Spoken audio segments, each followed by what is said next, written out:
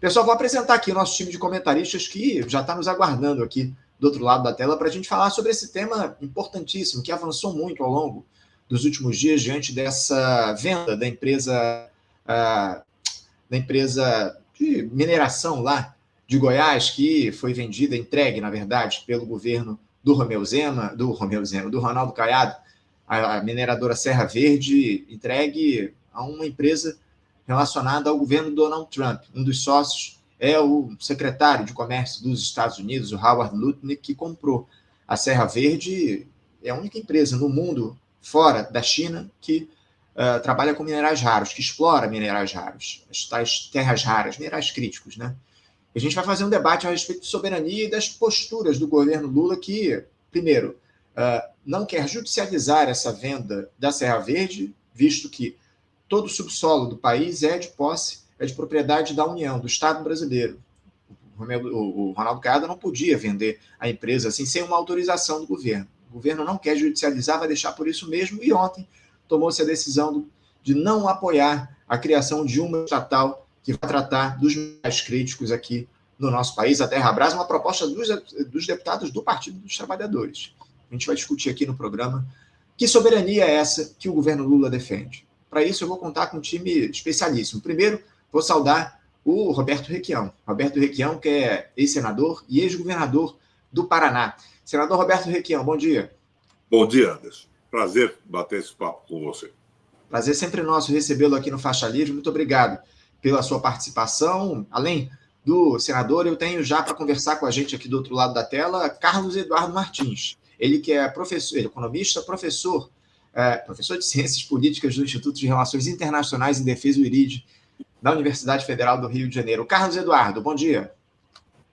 Bom dia. Prazer estar contigo, com o Roberto e com o Diógenes aqui no Faixa Livre.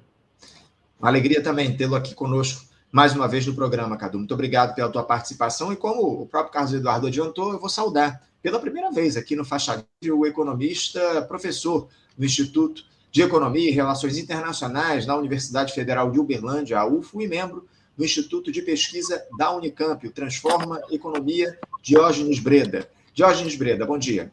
Bom dia, Anderson. Bom dia, Roberto Requião, Cadu. É um prazer estar aqui pela primeira vez. Já comentei com você que sou um ouvinte aí histórico do Faixa Livre há muitos e muitos anos, desde a época do Paulo, enfim. Muito obrigado pelo convite, uma honra. Uma honra nossa, uma alegria. Que bom saber que você assiste já o Faixa Livre, conhece o programa há bastante tempo. Uma alegria, obrigado por aceitar o nosso convite, Diógenes, para a gente fazer um debate para lá de fundamental, num momento grave que o país atravessa, essa situação que a gente observa relacionada à nossa soberania, porque a história econômica do Brasil ela é marcada por um padrão recorrente de exploração de recursos naturais sob forte influência externa, desde o ciclo do ouro até a atual condição de exportador de commodities. No século XXI, porém, essa dinâmica vem ganhando novos contornos, com a centralidade das chamadas terras raras ou minerais críticos, que são insumos estratégicos para tecnologias de ponta, transição energética, indústria militar e também a soberania digital. Nesse contexto, 2 episódios recentes relacionados chamam bastante atenção, e eu até citei eles aqui na abertura do nosso programa. O primeiro, a venda da mineradora Serra Verde, que é a única fora da China a explorar esses minerais em escala relevante, para uma empresa dos Estados Unidos, com a intermediação do pré-candidato à presidência da República, ex-governador de Goiás, Ronaldo Caiado, sem que houvesse qualquer tipo de questionamento do governo federal, que, constitucionalmente, é proprietário de tudo que há no subsolo do país. E também a decisão da gestão Lula, no dia de ontem, de não apoiar a criação de uma empresa estatal para esse setor de terras raras, a partir de um projeto que foi construído pela própria bancada do Partido dos Trabalhadores no Congresso. Uma reunião ontem no Palácio da Alvorada decidiu que o governo não vai apoiar essa matéria lá na Câmara. O presidente da República tem, ao longo dos últimos tempos, defendido a ideia de soberania nacional em vários discursos, especialmente diante das tentativas de intervenção de Donald Trump no país em apoio à extrema-direita. No entanto, nos momentos em que ele tem a oportunidade de tomar ações efetivas para fazer valer os interesses nacionais, o Lula ou recua ou se cala. Diante disso, eu queria começar o nosso debate de hoje perguntando a vocês o seguinte: como é que a gente pode interpretar essas decisões do presidente Lula? Elas expressam uma adaptação pragmática do Brasil às pressões e correlações de força da geopolítica global, ou elas representam a continuidade de um padrão histórico de renúncia à soberania de recursos estratégicos? E, mais profundamente, o país está renunciando a um papel ativo na disputa tecnológica e industrial do século XXI, abrindo mão das terras raras? Queria começar por você, Carlos Eduardo Martins. Como é que você pensa essa questão, Cadu? Olha, acho que não há dúvida, né? O que está se fazendo no governo Lula é a continuação do padrão de acumulação dependente do Brasil. E isso se reflete em vários níveis, não é? Se reflete no plano das finanças, no destaque que se dá à financiarização, e se reflete também na posição do governo em relação à exploração dos recursos naturais. Essa entrega da empresa Serra Verde para uma articulação que envolve o governo norte-americano, no sentido, não é, de explorar os nossos recursos naturais sem garantir nenhum beneficiamento local, sem garantir nenhuma elevação do valor agregado na produção das terras raras.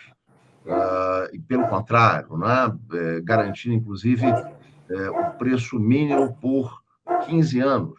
Né, nesse contrato, né, que se estabeleceu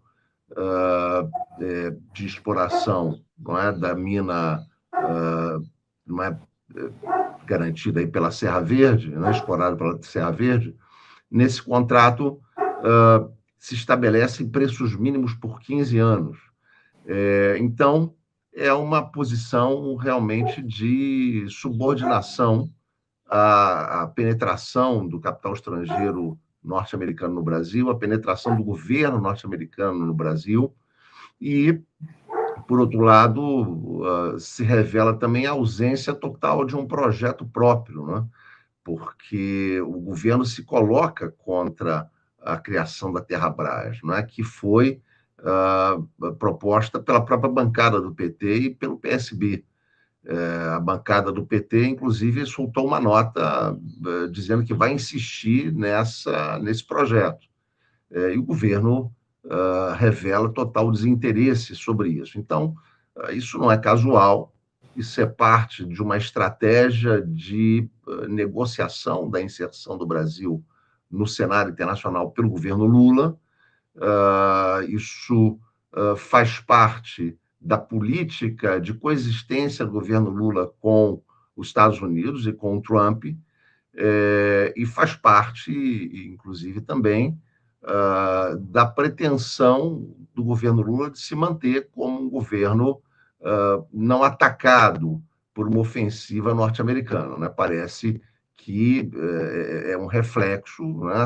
Essa posição é um reflexo das negociações que se estabeleceram entre Lula e Trump em relação a uma possível coexistência. O PT teme, né, sobretudo Lula teme enormemente uma ação desestabilizadora de Trump em relação à sua eleição, em relação à sua manutenção. Então, a conclusão que se tira é que, provavelmente, essa posição passiva e leniente do governo Lula, ela é, digamos assim, uma cartada, não é, que o governo está jogando para se manter e para garantir a sua reeleição sem grandes interferências do governo norte-americano.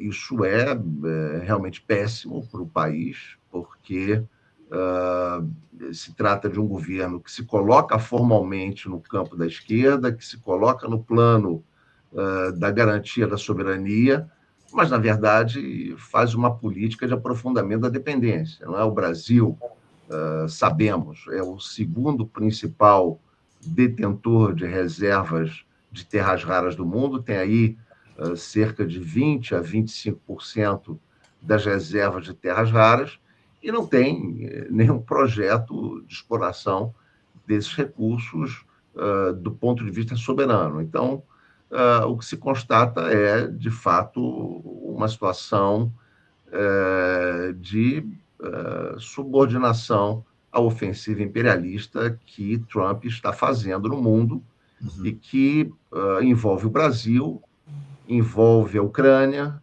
envolve a Malásia, envolve a Austrália, envolve o Japão. Não é toda uma tentativa do governo Trump de reposicionar os Estados Unidos nesse campo para enfrentar a liderança chinesa. A China tem cerca de 50% das terras raras do mundo, aproximadamente 70% da produção de terras raras, e sabemos, a indústria militar norte-americana depende pesadamente da produção desses recursos. Então, é absolutamente lamentável que o governo brasileiro se subordine a esse tipo de iniciativa e que contribua, não é, com o aparato militar norte-americano, deixando as terras raras sob controle de empresas norte-americanas, associadas ao governo norte-americano, e sem nenhuma estratégia de soberania para a defesa desses recursos naturais e da produção tecnológica vinculada a eles. Não há nenhum projeto de industrialização. O governo Lula fala tanto de industrialização, Lula fala tanto da superindustrialização, que é o título do governo Haddad, o título de um livro do ministro Haddad, ex-ministro Haddad, mas, na prática, o que se vê é que não há efetivamente nenhum projeto de industrialização efetivo do Brasil e nenhum projeto de disputa da fronteira tecnológica vinculada a esses recursos estratégicos. Obrigado, Carlos Eduardo, pela sua primeira intervenção. Vou passar a palavra aqui para o senador Roberto Requião. Quero ouvi-lo também a respeito dessa primeira intervenção aí, que eu fiz essa primeira pergunta. Fica à vontade, viu, senador? Anderson, o Carlos já fez a resposta completa que você está pedindo a nós três. Mas eu tenho só uma pequena discordância, Carlos. Eu não vejo tanto a influência do governo do Donald Trump. É uma postura brasileira que se explicitou lá atrás, Carlos, com o livro do Fernando Henrique e do Enzo Faleto, A Dependência como Fator de Desenvolvimento. Na cabeça das lideranças brasileiras está isso. E o governo hoje é uma associação de direita. O que a gente podia esperar de um plenário de ministros do Lula hoje a respeito da criação de uma estatal de terras raras? Eles são contra isso. Eu assisti outro dia, Carlos, uma entrevista do Haddad com o Breno Altman. E o Haddad se confessa um marxólogo, entende do Marx, leu o Capital. E com um conhecimento amplíssimo da literatura de esquerda econômica do mundo, uma beleza. Mas ele termina dizendo que a saída é o processo capitalista, ele é um liberal. Eles acham que é por aí. O Lula tem um discurso que se dirige à base progressista do Brasil, mas a prática não tem nada com isso. A prática é a prática do governo. E o governo está nessa postura há muito tempo. Por exemplo, vamos à Petrobras. Quem acabou com o monopólio do petróleo no Brasil foi o Fernando Henrique, que quebrou o monopólio. Mas quem vendeu as ações da Petrobras, primeiro foi o Fernando Henrique e depois o Gabriel e o Lula, que anunciaram como a maior abertura de uma empresa pública no mundo. E a Petrobras deixou de ser uma empresa estatal. Ela tem 64% das ações em mãos privadas. Desses 64%, 42% ou 44% estão na mão dos americanos. O resto no mercado brasileiro. Mas é esta a política que eles estão levando. E em tudo, para mim não foi uma surpresa isso. Eu gosto do discurso do presidente, mas a prática do governo não tem nada a ver com o discurso. Aqui no Paraná, quem é que vendeu a Copel? Com apoio do governo federal, apoio do BNDES. Isso está extraordinariamente claro. E eles não teriam um comportamento diverso disso. É a dependência como fator de desenvolvimento. Eles não acreditam no empresariado brasileiro, na capacidade da nossa mão de obra, no nosso conhecimento tecnológico. Eles acham que nós temos que abrir mão dessa tese da dependência para podermos progredir. É uma falta de credibilidade no Brasil. Eles não acreditam no país. E você esperava o quê do Alexandre da Silveira? Que fosse apoiar uma Terra-Brás? É claro que não. Ele representa o quê no governo? Os mineradores. Então, não há novidade alguma nesse processo. É a entrega mesmo, eles não acreditam no país, e não é só o Trump, é uma visão do liberalismo econômico entranhada na cabeça dos nossos dirigentes. E o governo é isso. 38 ministros. Qual seria o ministro progressista nesses 38 do governo Lula hoje? O discurso do Lula é progressista, mas a prática não é. E a prática é o critério da verdade. Então, o que eu vejo é que o governo está dando consequência ao que vem fazendo há muito tempo. E o lítio, que está na mão do Banco Itaú? Você lembra, Anderson, do começo do governo Lula, aquele caso com a encampação da BR e o aumento das ações públicas na Petrobras? O Siqueira, engenheiro da EPET, e alguns engenheiros da EPET procuraram o governo para propor isso, que o Lula encampasse, como fez o Brizola lá atrás com algumas empresas privadas, encampasse a BR Distribuidora e aumentasse o seu poder na Petrobras. Eliminasse aquela margem estreitíssima de tempo, margem estreitíssima de ações que o Estado ainda mantém nas ordinárias. Acho que nós temos hoje de ações ordinárias da Petrobras, Carlos, 50,6%. Mas um acordo interno de mudança estatutária deu poder às ações preferenciais de vetarem qualquer medida do governo que não seja dirigida ao lucro absoluto dos acionistas. E a Petrobras é comandada pela BlackRock. Pois muito bem. Conversaram com o Lula. E o Lula se entusiasmou com a ideia de retomar a Petrobras, de encampar a BR Distribuidora e botar a Petrobras a serviço do Brasil. Daí aquela conversa de vamos abrasileirar o petróleo, o custo e tudo mais. Então houve uma reunião, Anderson. Participou a Gleisi, o Siqueira e o advogado-geral da União, que era o Messias. E o Lula se empolgou e determinou ao Messias que redigisse uma medida provisória, encampando a transportadora e acabando com as medidas que diminuíram o poder do Estado no comando da empresa. E estabeleceu um dia para essa medida ser entregue ao Congresso Nacional. Alguns diziam, não é possível, o Congresso vai derrubar isso. O Siqueira e os engenheiros da Petrobras têm uma opinião totalmente diversa disso. Eles diziam o seguinte, o Lula edita a medida provisória, toma conta da Petrobras e imediatamente ele pode baixar o preço do combustível no Brasil, da gasolina e do diesel. Pode reduzir pela metade o preço ou mais do que a metade. Porque o custo de produção de 1 litro de diesel, 1 litro de gasolina no país, segundo os engenheiros da EPET, é de R$1. E com o transporte, o preço, o lucro da distribuidora vai a esse absurdo que está por aí, 6,70, 7 e pouco.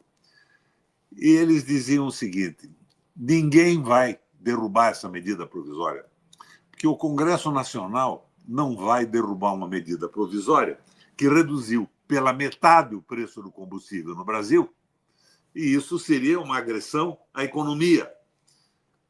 Os deputados não fariam isso. E o Lula se entusiasmou.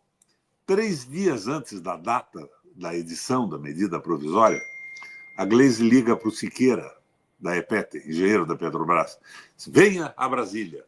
Parece que a coisa mudou. Ele foi para lá e deram a ele a notícia que o Conselho da Força da Esperança, o Conselho, a opinião dos ministros do governo, tinha vetado a medida, que o Lula tinha mandado fazer e que o Messias tinha redigido, a medida provisória. E que fossem falar com o Messias. O Messias os atendeu e disse, olha, acabou, o governo não aceita mais essa ideia e eu tenho muita coisa para fazer, não tenho tempo para explicar detalhes para vocês. E assim acabou o negócio. Então, é a política de privatização do governo. É a visão liberal da economia. O Haddad, por exemplo, que é um sujeito que eu admiro pela seriedade dele. Eu insisto em dizer que o Haddad não compraria um hambúrguer com dinheiro público. Mas ele acredita no liberalismo econômico. Ele acha que o capitalismo é a privatização e a teoria da dependência que funciona. Então, é a postura do governo. Agora, o PT, no Congresso, através do UXAI, tomou essa iniciativa. Agora vamos ver como é que o PT reage. Mas o governo é isto, não é mais nem menos do que isto. É o Alexandre Silveira. É a Petrobras nas mãos da Magda, que não acredita na estatal. O Lula faz o discurso da estatização do petróleo, mas toda semana tem um novo leilão de uma província. Então, essa é a postura do governo, nenhuma novidade nisso. É exatamente a linha da Frente da Esperança. É isso. Obrigado, senador, pela sua intervenção. Muito grave tudo isso que o senhor trouxe. O senhor falou do Fernando Siqueira, inclusive ele esteve ontem aqui conosco no programa, conversou aqui com a gente a respeito das questões relativas à Petrobras. Enfim, eu até comentei que você estaria aqui conosco, mandou um abraço. Grande Fernando Siqueira, nosso parceiro histórico aqui no Faixa Livre, hoje vice-presidente da Associação de Engenheiros da Petrobras, a EPET. Eu quero ouvir o Diógenes também, passar a palavra para o Diógenes para a gente fechar essa primeira rodada aqui de perguntas. Por favor, Diógenes. Muito bem. Eu acho que sobra pouco para falar depois das intervenções do Carlos Eduardo e do Requião, mas a gente podia sintetizar tudo isso naquela famosa frase cômica, né? De onde nada se espera, é daí mesmo que não sai nada, né? De onde menos se espera, é daí mesmo que não sai nada. Eu acho que é por aí a questão... E acho que ficou já muito claro nos últimos tempos que aquela suposta virada soberana que nós observamos do ponto de vista do discurso do Lula, quando do tarifaço, dos primeiros movimentos do tarifaço, ela não teria, né? Hoje a gente consegue ver que ela não teria capacidade nenhuma de se reverter num projeto de fato soberano, porque não é isso que está no DNA desse governo. Então, isso o Carlos Eduardo falou muito bem, o Requião, enfim, né? Os dois convidados aqui têm muito mais horas de voo nesse campo do que eu, mas acho que é um pouco por aí. Seria uma utopia, no mau sentido da palavra utopia, né? Um não lugar, imaginar que o governo fosse propor, fosse encampar, de fato, uma nacionalização dos recursos estratégicos do país, já que não o fez no caso da Petrobras, já que não fez na reversão da privatização da Eletrobras, já que não fez em uma série de outras medidas anteriores dos governos passados. Aqui a gente já não pode, a gente pode responsabilizar, culpar, mas não pode tirar a responsabilidade do governo atual, que teria condições de reverter esse processo, de fato, teria condições políticas, jurídicas, se quisesse, para reverter esse processo, mas como o Cadu e o Requião falaram, aqui não tá no DNA. Eu acho que também é importante, eu queria mencionar duas coisas aqui, né, com relação a isso. A primeira é que, para além da ideologia, como o Requião menciona, é importante a gente dar nome também ao que a gente está chamando de subordinação aqui. Essa subordinação, no caso das Terrabras, no caso das terras raras, ela é uma subordinação às grandes mineradoras do país que estão organizadas no IBRAM, através do IBRAM, que é o Instituto Brasileiro de Mineração, que só tem brasileiro pelo nome, né, porque a grande maioria das suas representantes são grandes empresas estrangeiras ou subsidiárias de empresas estrangeiras, e a Associação Brasileira de Minerais Críticos, recém-criada, que é uma associação de empresas chamadas juniores. As empresas júniores mineradoras são empresas cotadas em bolsa, geralmente australianas e canadenses, quem gosta, né, da suposta passividade, bondade canadense, quem olha para o Canadá nem esquece de dizer que o Canadá é um dos grandes fraturadores dos países dependentes do ponto de vista da mineração, são empresas juniores da Austrália e do Canadá, cotadas em bolsa, que vêm aqui, fazem a primeira parte de exploração, de pesquisa mineral e depois vendem a concessão de lavra para as grandes empresas já consolidados do setor. Então, esses setores estão presentes dentro do Ministério de Minas e Energia, eles estão presentes em Brasília e a subordinação é a esse interesse, né? É ao interesse das grandes empresas mineradoras estrangeiras, reproduzindo aqui no Brasil um padrão de exploração mineral que talvez seja um dos mais regressivos atualmente, com certeza o mais regressivo da América Latina. Eu vou mencionar alguns contra-exemplos do que tem sido feito com relação aos minerais críticos. Então, esse padrão que começa, mesmo com a estatização, mesmo com a criação da Companhia Vale do Rio Doce, lá em 42, lá em Itabira, ela nunca conseguiu, de fato, transformar o minério numa matéria-prima capaz de industrializar, construir uma cadeia, de fato, robusta, de produção industrial, industrializada, enfim, para superar essa posição dependente do Brasil na divisão internacional do trabalho. Então, a primeira coisa é essa, eu acho, tem interesses muito consolidados, o governo é cativo desses interesses, assim como dos outros interesses financeiros, a gente fala muito do agro, fala muito dos interesses financeiros, no caso da mineração, o governo também cativo desses interesses das grandes mineradoras estrangeiras que operam nos seus lobbies e operam dentro do governo atualmente de maneira muito consistente, né? A segunda coisa, Anderson, eu acho que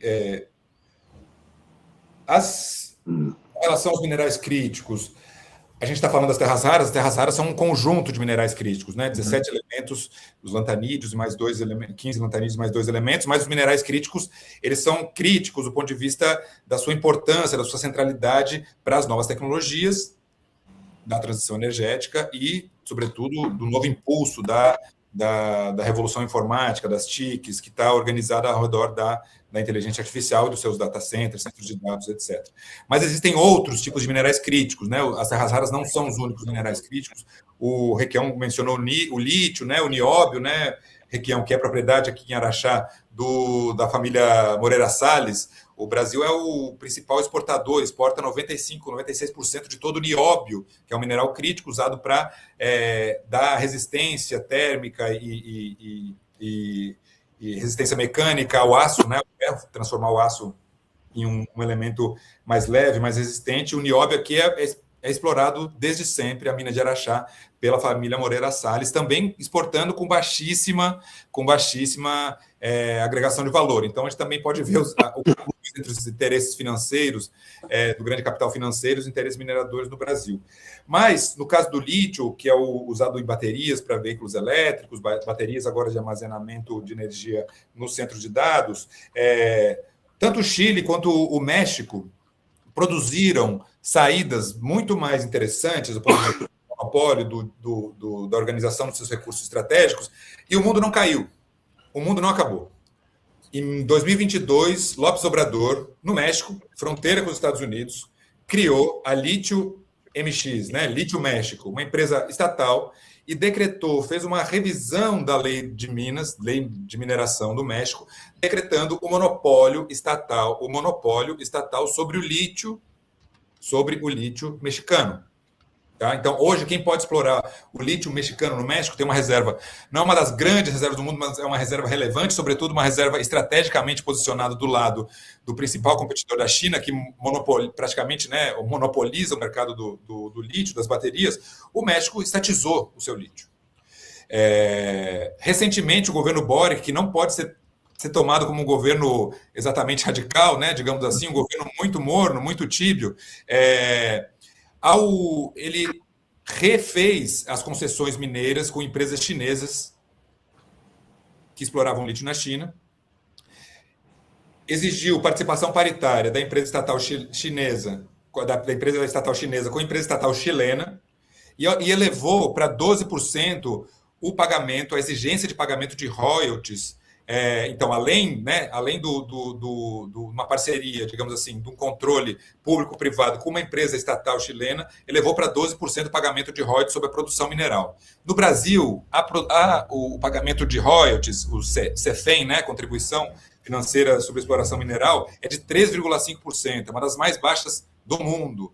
As mineradoras do Brasil não pagam pela sua produção, não pagam o royalty, praticamente não pagam. E se nós analisarmos as isenções dessas empresas, porque são empresas que também não pagam imposto de exportação, tem uma série de isenções. Os últimos estudos do Observatório da Mineração de 2021, que são os dados consolidados, mostram que entre aquilo que as grandes mineradoras do país pagaram de royalties e aquilo que elas tiveram de isenções fiscais, há um saldo negativo a favor das mineradoras de 16 bilhões de reais. Então, essas mineradoras, elas, na verdade, elas recebem dinheiro público, elas, digamos, ganham para fazer o seu trabalho, para fazer a exploração dos recursos minerais. Então, a situação, digamos assim, da indústria mineral no Brasil, ela é uma das mais regressivas, mais atrasadas do ponto de vista tanto da sua estrutura de participação de capital, ou seja, a ausência de qualquer empresa pública estatal, em todos os sentidos, em todas as explorações, estou falando do minério de ferro, bauxita, nióbio, agora terras raras, e ao mesmo tempo essas mineradoras sequer pagam o imposto. Elas, balanço entre isenções e o que elas pagam de CEFEM, elas ficam no lucro. E o governo teria uma série de medidas, poderia encampar uma série de medidas, para além da criação estatal, da Terrabras, buscando, pelo menos, aumentar a sua apropriação da renda mineral. E nem isso faz. Então, o cenário realmente é um cenário muito regressivo no Brasil. E a última questão tem a ver com o tempo histórico, né? A gente está vivendo uma aceleração do tempo histórico. Bom, o Carlos Eduardo é uma pessoa que estuda isso. Uma aceleração do tempo histórico no sentido de que esse domínio sobre os minerais críticos, sobre as tecnologias que podem desatar uma nova revolução tecnológica lá na frente, a partir da IA, essa janela vai se fechar. Essa janela vai se fechar rapidamente, porque a disputa entre China e Estados Unidos avança rapidamente para ocupar o globo com tanto as tecnologias, mas também sob o ponto de vista do domínio dos recursos. Então, a capacidade que nós teríamos de, ao deter o monopólio desses recursos, ganhar graus de soberania e graus de negociação soberana em relação à China, em relação aos demais países, essa janela vai se fechando. Essa janela está se fechando e vai se fechar de maneira muito rápida, né? Então, também é um tema para a gente ficar atento, um tema que não pode sair da pauta e que só pode partir agora de fora do governo, ou seja, uma grande mobilização nacional para criar, né, uma das terras raras e alterar o Código da Mineração no Brasil, alterar as relações de poder dentro da mineração no Brasil. Sem dúvida alguma. Obrigado, Diógenes, pela sua primeira intervenção aqui no nosso debate. E fechamos aqui a primeira rodada. O Diógenes falou sobre o nióbio. O nióbio era um tema que o Bolsonaro falava muito ao longo do mandato dele. Ele focava muito nessa questão do nióbio. Mas, fechada aqui a primeira rodada, eu quero mais uma vez lembrar a quem está aqui conosco do sorteio que a gente vai fazer aqui no final da edição de hoje, né? O livro Arapuca Estadunidense, uma Lava-Jato Mundial, de autoria do Frederic Perucci e do Mathieu Heron, publicado pela Cotter Editorial, sorteado entre todos vocês que enviarem participações via Superchat ou Super Sticker. Estão chegando aqui as mensagens via Superchat, eu estou colocando na tela, todo mundo que está enviando já está automaticamente concorrendo ao livro sorteio no final da edição desta sexta-feira. Manda aqui a sua participação, apoie o nosso programa e concorra ao livro que está na tela. Quero lembrar também da importância de você que acompanha o nosso programa se inscrever no nosso canal. Se inscreva, deixe a sua curtida, o seu comentário, enfim, se engaje aqui com o nosso programa. Muito, muito importante esse apoio que vocês nos dão no programa para a Faixa Livre continuar seguindo, avançando entre os espectadores aqui do nosso programa. Até pedir para o Isaac aqui para ele ajeitar a live, para ele ajeitar o layout aqui da transmissão, porque eu não consigo ajeitar nesse momento. Pedi para ele dar uma ajeitada aqui na live, colocar da maneira que a gente estava anteriormente, mas eu queria lembrar uma outra coisa. Eu sempre produzo questionamentos para a gente fazer a discussão no nosso debate, mas, eventualmente, algumas dessas questões já são abordadas em falas anteriores dos nossos espectadores. Então, Vocês nos perdoem se de alguma forma se tornar repetitivo, mas as questões aqui são pré-produzidas e eventualmente acabam esbarrando em coisas que já foram ditas. Mas vamos seguir aqui nesse nosso debate importantíssimo a respeito de um tema fundamental, que é a soberania nacional, porque num cenário internacional marcado pela intensificação da disputa por cadeias produtivas estratégicas, se observa que mesmo economias centrais como os Estados Unidos, políticas industriais recentes, e a China, com forte planejamento estatal, tem ampliado a intervenção direta do Estado em setores considerados sensíveis, como semicondutores, energia e minerais críticos. Nesse contexto, a decisão do governo Lula de não apoiar a criação de uma estatal para a exploração e processamento de terras raras, bem como de não questionar a venda de uma empresa de mineração brasileira para um agente estrangeiro, parece encaminhar na contramão dessa tendência global. Até que ponto a aposta na regulação indireta e na atração de capital privado, muitas vezes estrangeiro, é suficiente para garantir que esses recursos estratégicos sejam utilizados em favor de um projeto nacional de desenvolvimento? A ausência de uma empresa estatal nesse setor limita a capacidade do Brasil de internalizar a tecnologia, agregar valor e planejar a sua inserção nas cadeias globais? Mais do que isso, é possível pensar em soberania econômica sem instrumentos diretos de intervenção estatal em áreas-chave? Ou essa escolha revela uma concepção de desenvolvimento que, na prática, subordina o país à lógica do mercado internacional? E para fechar aqui, considerando a experiência histórica brasileira de Petrobras e Vale, o que é que está em jogo ao se optar por não construir um novo vetor estatal em um setor tão estratégico? Carlos Eduardo Martins, por favor.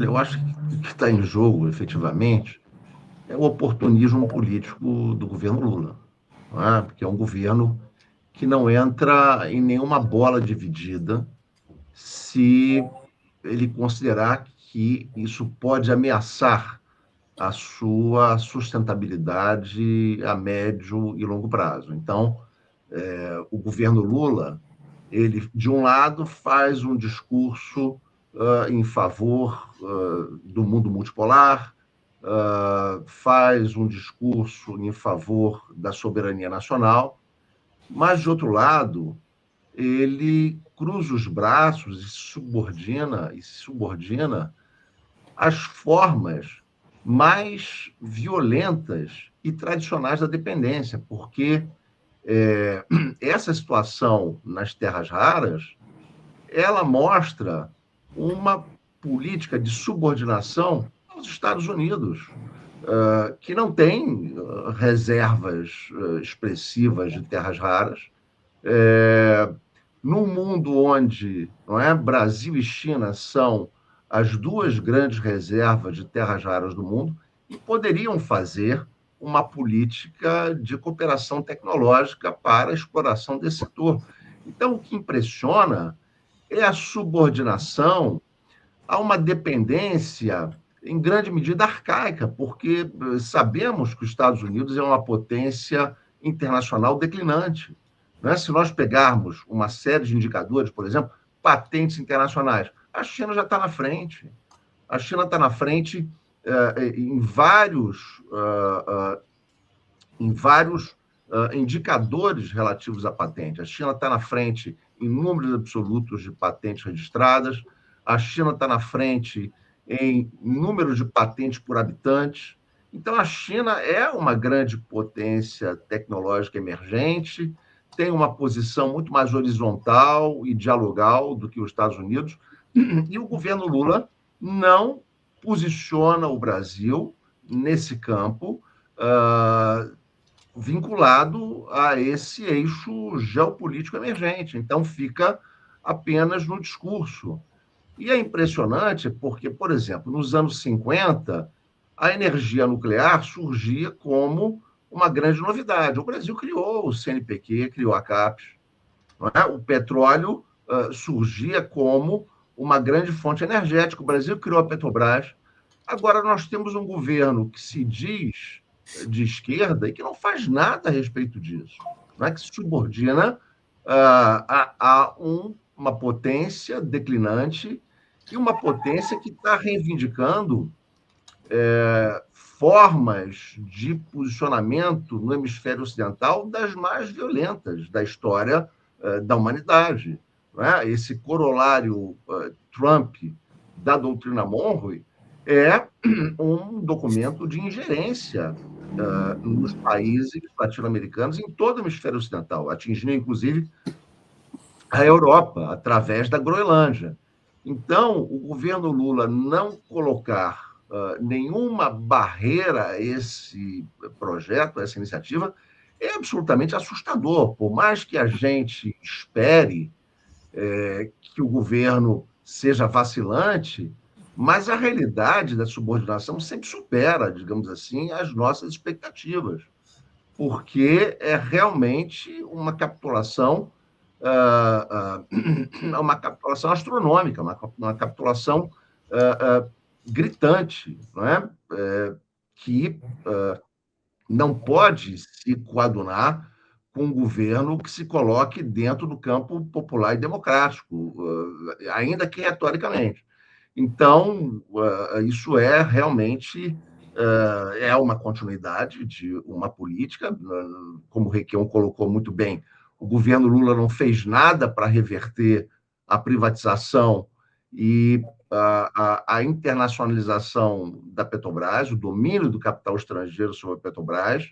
O governo Lula não faz nada em relação à subordinação do Estado ao setor financeiro, mas é muito grave que, num campo onde as posições não estão definidas, que o governo Lula entre de maneira tão subordinada. Isso é realmente lamentável e considero que esse tipo de política que os estrategas do governo Lula consideram adequada, que é a de se compor com as forças que se revelam predominantes, eu considero que essa estratégia é uma estratégia de derrota eleitoral, uma estratégia insustentável para garantir um projeto de esquerda e centro-esquerda, que é o que as experiências no mundo têm revelado.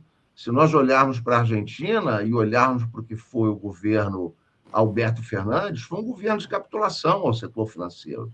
E o resultado foi o esvaziamento eleitoral e uma ofensiva fascista, pelo fato de que se cria todo um segmento que vê nessa esquerda um setor que não representa efetivamente as necessidades sociais. Então, a juventude argentina, a juventude foi para a extrema-direita, porque se iludiu com o canto da sereia de que essa extrema-direita poderia ser antissistêmica, porque a esquerda e a centro-esquerda não polarizavam, não é, com as forças e as oligarquias dominantes.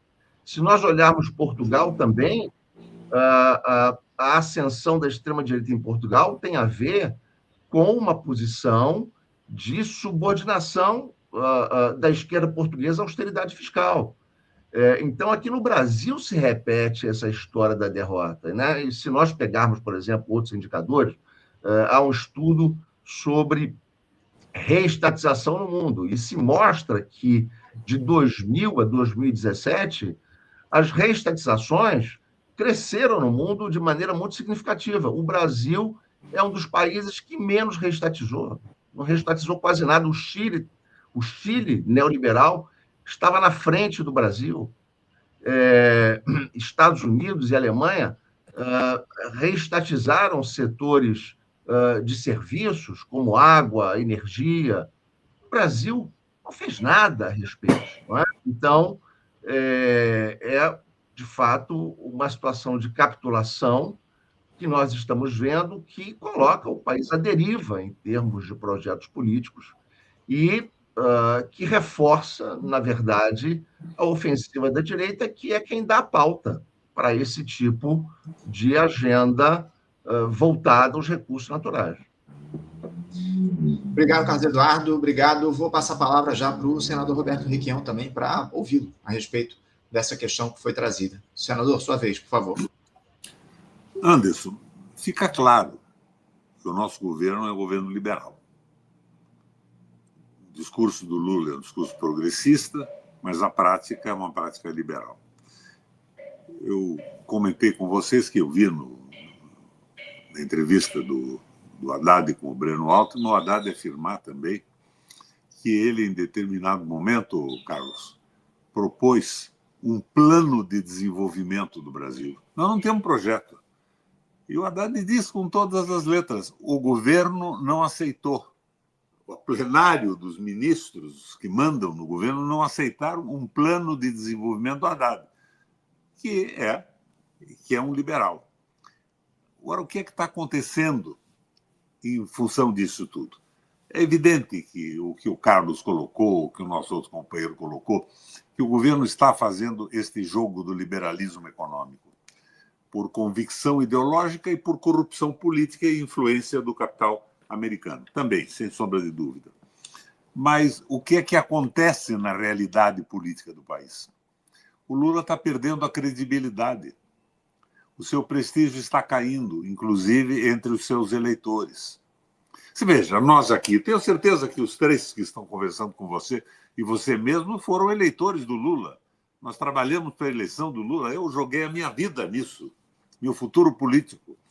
Fiz tudo o que podia fazer, mas eu não consigo me empolgar com uma medida como a recusa de criar a Terrabras. Então, o governo está perdendo credibilidade. E essa perda de credibilidade vai fazer a direita organizada ganhar a eleição. Eu tenho insistido, me dizem, o Flávio Bolsonaro está crescendo. Não está. O Flávio Bolsonaro, como político no Brasil, é ridículo. Ele não se elegeria no Paraná vereador de um município. Mas daí você bota contra o Lula, ele está ganhando a eleição. Não, é o Lula que está perdendo. Se vê nas pesquisas, põe lá o Caiado, 3%, bota o Zema, 4%. Agora, Caiado e Zema contra o Lula vão para cima de 42%, 43%, 44%. Então, nós estamos perdendo a possibilidade da manutenção no poder do Lula. O Lula age como sempre agiu. Um líder sindical, ele joga para o plenário, e o plenário dele hoje é o governo dele. Lembra na campanha que ele dizia, não é o candidato do PT, é o candidato de uma frente política. Agora, essa frente política tem tudo menos o PT original, progressista, que surgiu com as comunidades eclesiais de base lá atrás. E nós estamos perdendo espaço. A eleição está sendo liquidada. Bom, isso é uma tragédia, porque a opção que nós temos hoje ainda é o Lula, no quadro político eleitoral. E o Lula está se desacreditando a cada dia. Agora, a discussão das terras raras que você leva e traz para o programa Faixa Livre é fundamental para uma faixa da população. Mas o brasileiro não tem a menor ideia do que é essa história de terras raras. Se você for conversar aqui na frente da minha casa, ninguém sabe o que é isso. O Lula precisava de uma medida que mexesse objetivamente com a vida do povo. E essa medida era a medida proposta pelos engenheiros da Petrobras. Era a encampação da distribuidora, era a reassumir o comando acionário da Petrobras e uma medida provisória acabar com os impasses internos que se criou na empresa, que dá o comando da empresa BlackRock, que é a líder dos famosos preferenciais, que seriam minoritários. Não são minoritários mais, né? Eles têm 64% das ações e estão comandando a empresa. Daí baixava, ele daria credibilidade ao governo. Mas a cada atitude dessas do governo, da Frente da Esperança, há mais desgaste na imagem do governo. Além do desgaste, é a absoluta perda do entusiasmo. Anderson, você, no fundo, do quadro eleitoral, hoje é lulista. Eu também, o Carlos também, o nosso companheiro lá também. Nós não vamos nunca aderir ao bolsonarismo. Mas nós estamos perdendo a eleição pelas atitudes frouxas do governo federal. O discurso do Lula não tem mais credibilidade. O discurso que ele fez em Portugal, se não me engano, sobre as terras raras, foi fascinante. Mas agora vem o veto à estatal do controle. Isso quando, por exemplo, a Alemanha reestatizando a energia, tanto a nuclear quanto a elétrica, a França reestatizando a energia porque não deu certo, Londres reestatizando o saneamento básico, e nós no caminho contrário. O governo absolutamente... Qual seria a diferença hoje de um governo do Flávio Bolsonaro na macroeconomia, minha gente, do governo do Lula? Seria a mesma coisa. Eles acabariam com a sensibilidade social e as políticas compensatórias. Mas o entreguismo continuaria o mesmo. O que o Flávio Bolsonaro diria de uma estatal de terras especiais? Diria exatamente o que disse o governo ao se recusar a Terrabras. Então, nós estamos caminhando para um precipício. E o fundamental num debate como esse é ver se a gente abre a cabeça das lideranças políticas que atuam no quadro eleitoral brasileiro, que nós precisamos ter algumas medidas que mexam objetivamente com a vida do povo. A reassunção da Petrobras seria uma delas. Baixaria imediatamente o preço dos combustíveis, um surto de desenvolvimento e de credibilidade no Brasil. Mas não, eu estou vendo a coisa ir por água abaixo. Não vejo outra saída com essa atitude tíbia, frouxa e entreguista do governo. O governo recusou a Terrabras. Que governo é esse, porra? O que tem a ver o discurso do Lula com essa recusa? Mas o Lula aceitou. Então, nós estamos no mato sem cachorro. É isso, Requião. Infelizmente, estamos no mato sem cachorro, como você traz aqui para a gente. Muito grave todo esse quadro que está colocado. Eu quero também ouvir o Diógenes para a gente encerrar aqui essa segunda rodada e partir para outras questões no nosso debate. Por favor, Diógenes. Muito bem. Eu estou de acordo. Eu acho que o grande risco aqui, e que já tem se mostrado nas pesquisas, é uma não é nem uma desilusão, né, porque implicaria uma ilusão anterior, mas uma incapacidade de setores, que são setores que muitas vezes, os setores que movimentam a conjuntura política, por exemplo, no caso a juventude, né, setores como a juventude completamente sem empolgação do ponto de vista da política e sem empolgação do ponto de vista do que o governo vem fazendo, né? Todas as grandes campanhas soberanas do país tiveram, por exemplo, uma participação grande dos movimentos de trabalhadores, dos sindicatos, e também da juventude. Hoje, por exemplo, no caso da juventude, é um setor que, saíram as pesquisas aí, é um setor que, apesar do discurso de que a economia vai bem, né, essa ideia de que a economia vai bem porque a inflação está baixa, o desemprego, mesmo sendo um desemprego um emprego de um salário mínimo, que a economia vai bem, a juventude, setores mais jovens da população, esses que deveriam se empolgar por um projeto, se empolgariam por um projeto soberano, um projeto de transformação por grandes questões nacionais, como é a questão do petróleo e como poderia ser a questão das terras raras, esse setor da juventude está completamente apático e tende a ir para a direita. Eu concordo com o senador de que as terras raras são um tema, do ponto de vista do popular, do ponto de vista do dia a dia, do cotidiano, ainda muito pouco palpável, né?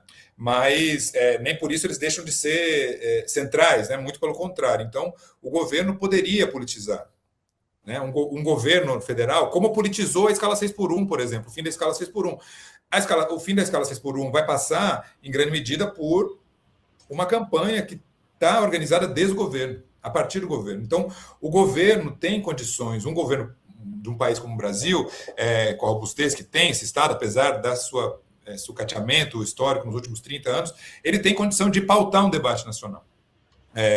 Mostrar a importância de uma Terrabras, mostrar a importância do monopólio dos recursos estratégicos do país, assim como mostrou no caso do petróleo, né? O petróleo nosso é uma construção política a partir de uma leitura da conjuntura da estratégia, da importância estratégica que teve, né, o monopólio do setor do petróleo. Então, apesar de ser um tema, digamos assim, do ponto de vista popular, do cotidiano, ainda que eu vejo aqui cada vez mais gente interessada pelo tema, viu? Eu tenho estudado esse tema, tenho conversado com muita gente interessada por esse tema. É um tema que poderia ser politizado, talvez não seria um tema de massas como a 6x1, como, né, a restatização da Petrobras, mas viria no bojo desse debate sobre soberania de fato, né? E aí eu queria entrar na primeira parte das questões que o Anderson levantou, assim, para mostrar um pouco o que tem sido feito no mundo e o que tem sido feito no Brasil, porque o tema das terras raras, Anderson, Requião e Carlos Eduardo, ele tem deixado os cientistas brasileiros totalmente indignados. O Brasil tem uma tradição de pesquisa em terras raras que é uma das maiores do mundo.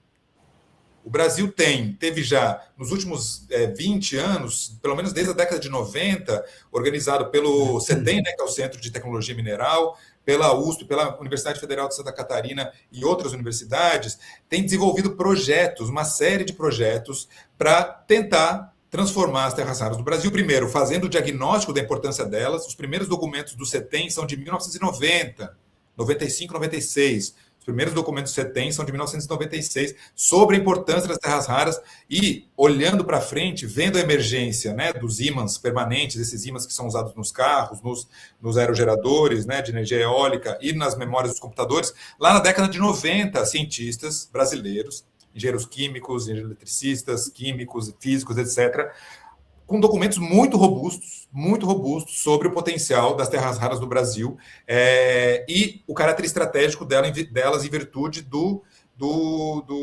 das transformações tecnológicas naquele momento em curso, que hoje se materializam.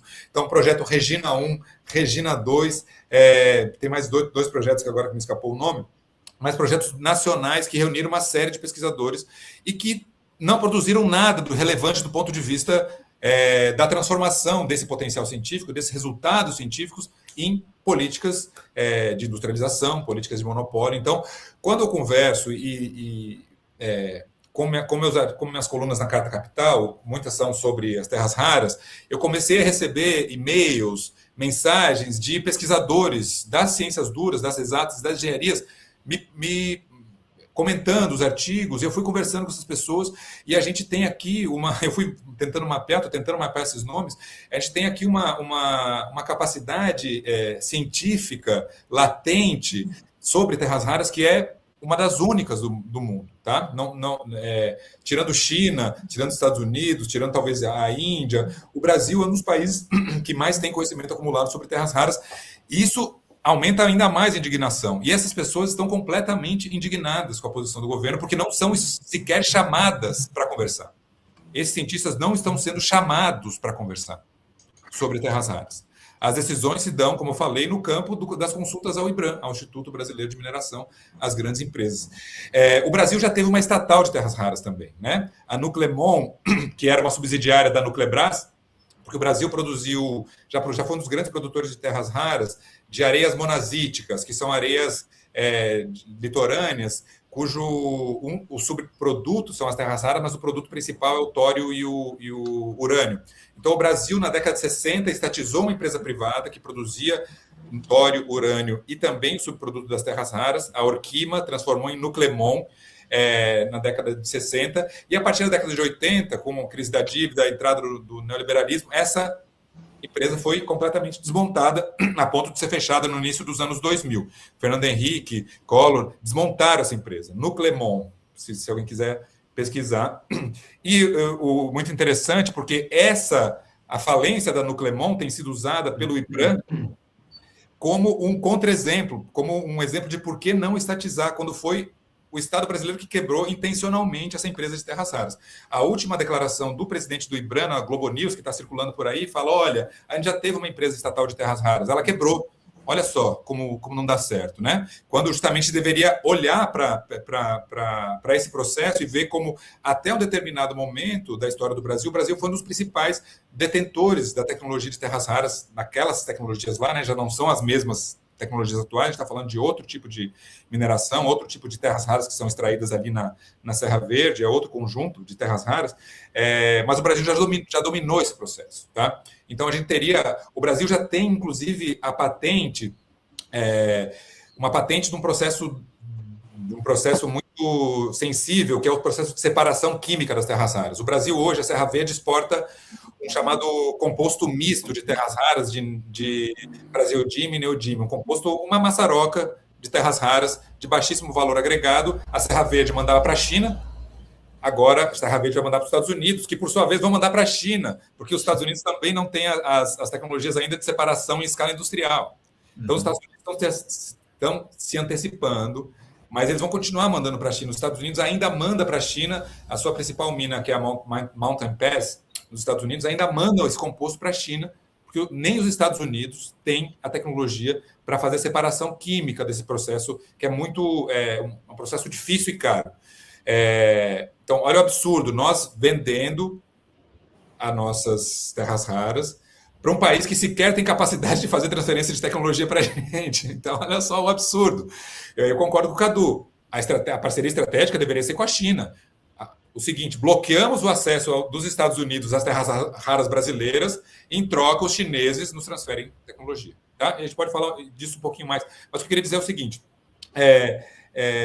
o Brasil tem essa capacidade, o Brasil tem uma massa crítica e tem a única patente. O Brasil tem uma patente de um pesquisador cubano-brasileiro, Israel Veras, que trabalha no CETEM.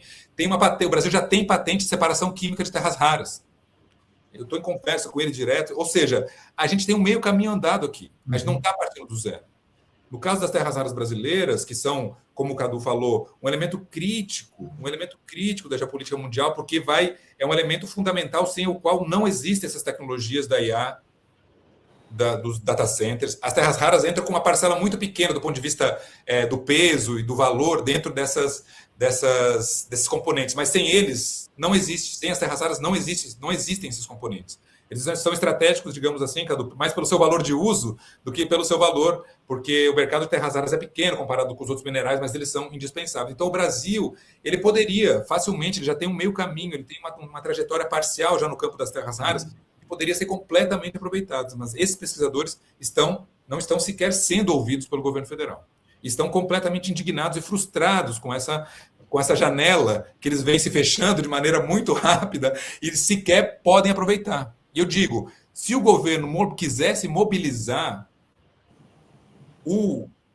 essa massa crítica, esses cientistas iam todos, camisa do Brasil, bandeira do Brasil, iam para cima defendendo uma terra atrás. Isso aconteceria facilmente. Bastaria um impulso que não, como a gente já falou aqui, não precisamos repetir, né? Não vai acontecer, mas o Brasil teria condições de entrar como um grande jogador nesse campo das terras raras.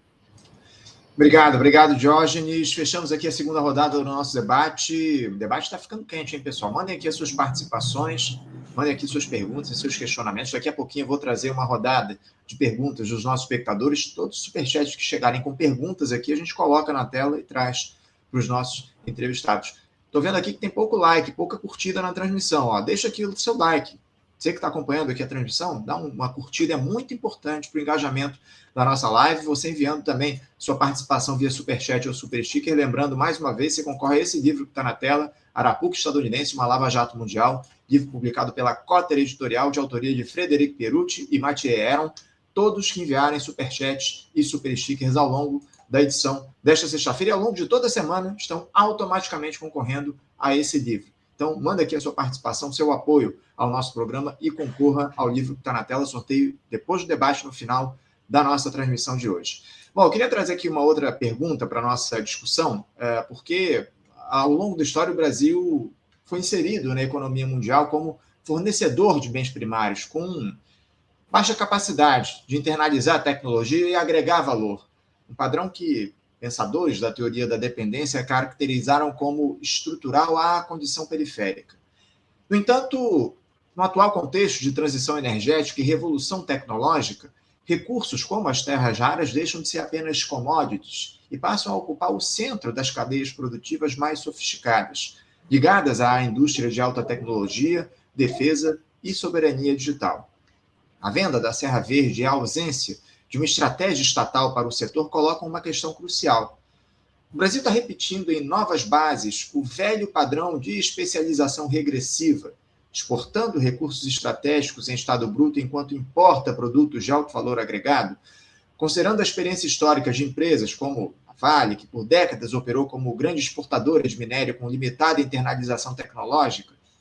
Quais são os riscos de o país aprofundar a sua dependência externa justamente em um setor que poderia ser o vetor de uma industrialização avançada, fundamental para um país que queira se desenvolver? E outra, essa inserção subordinada nas cadeias globais de terras raras pode comprometer a autonomia do Brasil em áreas sensíveis como defesa, transição energética e inovação tecnológica? Estamos diante de uma oportunidade histórica de romper com a dependência ou de consolidá-la em um novo patamar ainda mais sofisticado e difícil de ser revertido. Carlos Eduardo Martins, queria te ouvir. O que impressiona nessa política do governo Lula não é nem, digamos assim, como o Requião colocou muito corretamente, a opção liberal desse governo. Mas o que impressiona é a opção colonial do governo. Isso que é realmente extremamente assustador. E é um colonialismo vinculado a uma potência atrasada. Não é nem como, digamos assim, durante o início da ofensiva neoliberal, que a União Soviética tinha desaparecido, os Estados Unidos reivindicavam a potência unipolar e tinha uma capacidade de pressão extraordinariamente grande. Não, agora os Estados Unidos estão perdendo força. Né? Há um novo eixo geopolítico emergente e o governo brasileiro se subordina a essa potência atrasada e violenta que sofre um desgaste internacional imenso, porque seu presidente é extremamente mal visto no mundo. Não é? Então, isso é realmente surpreendente. E não é, digamos assim, se nós formos pensar a dependência, você tem várias alternativas dentro da dependência. O Brasil já desenvolveu vários padrões de acumulação e de desenvolvimento dentro da dependência. Nós tivemos, dentro da dependência, uma história de industrialização com razoável importância, não é? E atravessando governos de distintos perfis. Um governo nacional popular, como era o governo Getúlio Vargas, mas isso se estendeu também para os governos militares que deram o golpe de 64. Foram governos que tiveram uma preocupação em estruturar o posicionamento do Brasil em setores de infraestrutura, em setores com potencial de acumulação futuro, como o de informática. Né? Os governos militares tinham uma política de fortalecimento do Estado brasileiro dentro do padrão de dependência. E um governo oriundo de uma fração sindical dos trabalhadores não tem essa política. Isso aqui é realmente absolutamente impressionante. O nível de oportunismo desse governo, porque não se trata também de uma subordinação ideológica, porque o governo faz discursos com outro teor. É uma subordinação da pior matriz, porque é uma subordinação vinculada ao objetivo de garantir os empregos no Estado, através de uma aliança com os setores de maior poder econômico no momento. Então, se trata disso, se trata de um oportunismo, de uma tecnoburocracia sindical que quer manter seus empregos no Estado. Se trata disso, e quer, na verdade, pacificar relações de conflito. Então, se nós olharmos, por exemplo, a prática do nacionalismo do governo Lula, se nós pegarmos, por exemplo, o episódio das tarifas impostas pelo Trump às exportações brasileiras, o governo Lula criou um conselho para tratar da questão. Quem é que participou do conselho? As empresas do agronegócio. O governo Lula restringe o seu nacionalismo prático à defesa do agronegócio brasileiro, ou dos bancos, não é? que são hoje o grande setor de propriedade nacional da burguesia brasileira. Então, é um nacionalismo que não incorpora a nação, é um nacionalismo que não incorpora as grandes massas. E, claro, como corretamente diz o Diógenes, marginaliza uma grande parcela da população, sobretudo os jovens, que não se apaixonaram pelo PT quando o PT foi uma força em ascensão e capaz de criar um discurso de mobilização. Se nós olharmos, por exemplo, a história do nazismo na Alemanha, o que nós vamos ver? Que o partido que mais perdeu eleitores foi a social-democracia alemã. O Partido Comunista não perdeu. Se nós tomarmos, por exemplo, como referência o início dos anos 20 e o início dos anos 30. E o Partido Social-Democrata Alemão perdeu, sobretudo, eleitores em termos relativos, em termos absolutos, nem tanto. Quem votou na social-democracia no início dos anos 20 continuou votando no início dos anos 30. É o que o Requião falou. Nós temos uma história de vinculação ao PT que, por mais que nós estejamos criticando, vai se repetir nessas eleições. Vai se repetir porque nós não temos alternativa. Peço a vênia aí ao nosso querido Nildo Urix, que está assistindo, que deve estar furioso com todos nós aqui, já que ele é um forte declarante do voto nulo. Mas eu vou ser obrigado a votar no Lula. Agora, a juventude não vai fazer. A juventude não vai fazer. Essa juventude ela vai para outras alternativas. Ou vai para o voto em branco e nulo, que está crescendo no país assustadoramente. 30% da população brasileira não vota em ninguém. E esse é um segmento que não pode ser desconsiderado. Ou então vai para a extrema-direita. Agora, como o Requião apontou, nós estamos perdendo para nós mesmos. Eu duvido que a extrema-direita supere o número de votos absolutos que ela teve durante a eleição do Bolsonaro. Ela vai bater aí, no máximo, 57, 58 milhões de eleitores. Ela não vai superar isso. Entretanto, nós estamos sob risco de perder o número de eleitores que nós já tivemos. Perder, sobretudo, para aqueles que se desencantam e dizem não voto em ninguém. Então, esse é um risco efetivo que nós estamos correndo. Aí eu queria aí também aproveitar a oportunidade e recomendar os artigos do Diógenes na Carta Capital, que são excelentes, artigos excelentes sobre as disputas geopolíticas sobre terras raras no mundo e o papel do imperialismo norte-americano. Sem dúvida, conteúdos importantíssimos, muito bom. Obrigado, Cadu, pela tua intervenção. Vou ouvir também o Requião a respeito dessas questões que foram trazidas. E eu queria aproveitar, Requião, chegou uma pergunta aqui de um espectador nosso, eu vou colocar na tela, o Alexandre Brito. Obrigado, viu, Alexandre, pelo superchat. Ele pergunta o seguinte: em 2022 foi um erro ter impedido o Plano Nacional de Desenvolvimento do Ciro alcançar os 12% históricos, que possibilitaria o campo progressista forçar o lulopetismo no segundo turno a se comprometer com as pautas nacional-desenvolvimentistas? Pergunta do Alexandre para você, Requião. O áudio está fechado.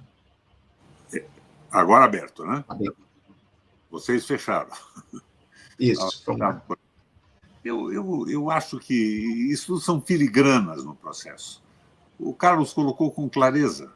Está faltando um projeto que engaje o Brasil. Nós não precisávamos ter um projeto ao nosso gosto, Carlos.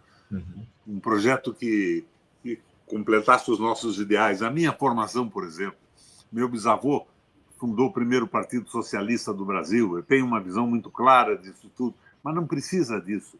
Nós precisamos de algumas medidas soberanas, nacionalizantes, que levantassem a população, dessem credibilidade. Nós estamos perdendo isso.